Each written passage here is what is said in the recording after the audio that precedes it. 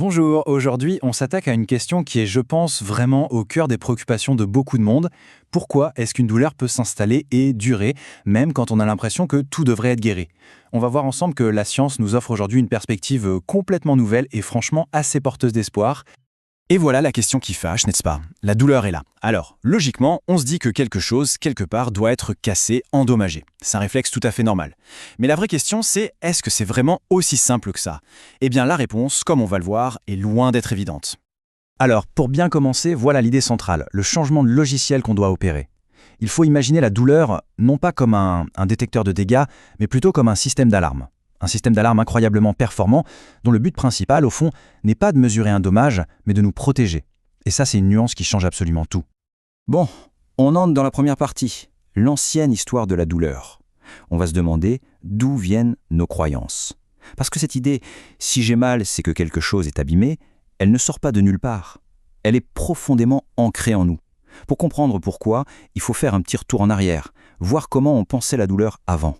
L'image qui a longtemps dominé, c'est celle de Descartes au XVIIe siècle. Pour lui, c'était simple. On se pique le pied, ça tire sur un fil et hop, une cloche sonne dans le cerveau. Très mécanique, n'est-ce pas? Plus le dégât est gros, plus la cloche sonne fort. Le souci, c'est que cette vision est complètement dépassée. La science actuelle nous montre que ce n'est pas une simple cloche. Non, c'est plutôt un immense orchestre. Et dans cet orchestre, tout joue un rôle. La biologie, bien sûr, mais aussi nos pensées, nos émotions, notre entourage. Tout ça influence la musique finale, c'est-à-dire la douleur qu'on ressent. Et ça nous amène à la révélation de la science moderne de la douleur, quand l'alarme devient hypersensible. C'est là que tout bascule. Parce que la recherche nous montre que, très souvent, dans les douleurs qui durent, le problème ne se situe plus au niveau des tissus. Le problème, c'est le système d'alarme lui-même. Il est devenu, disons, un peu trop zélé, un peu trop sensible. Ce qui nous amène au fameux modèle biopsychosocial. C'est un peu le pilier de la compréhension moderne. En gros, ça veut dire que ce qu'on ressent, notre douleur, n'est jamais juste une histoire de biologie, de tissu. C'est toujours une interaction entre trois choses. Le biologique, oui, mais aussi le psychologique, nos pensées, nos peurs, nos croyances, et le social, notre travail, notre famille, notre stress. C'est pour ça que la douleur est une expérience si personnelle. Une même blessure, deux personnes, deux histoires complètement différentes. Et au cœur de ce phénomène, il y a un concept essentiel, la sensibilisation centrale. Qu'est-ce que ça veut dire?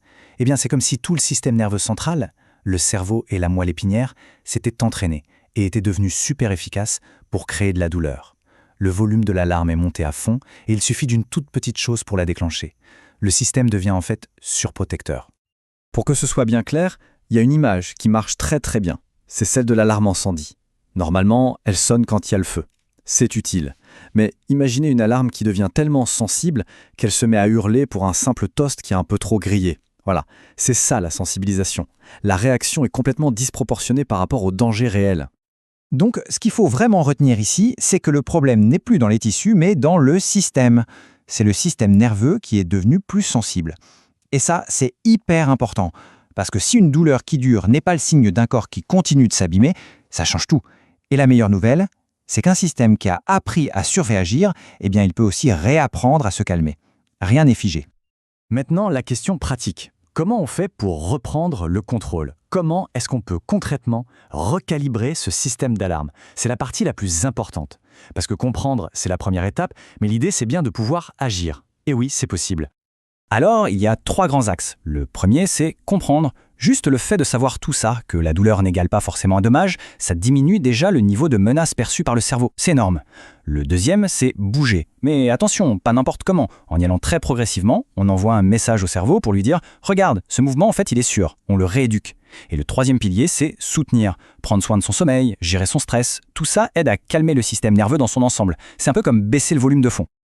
Et il faut savoir qu'on a tous une sorte de pharmacie intégrée dans notre corps. C'est incroyable, mais c'est vrai.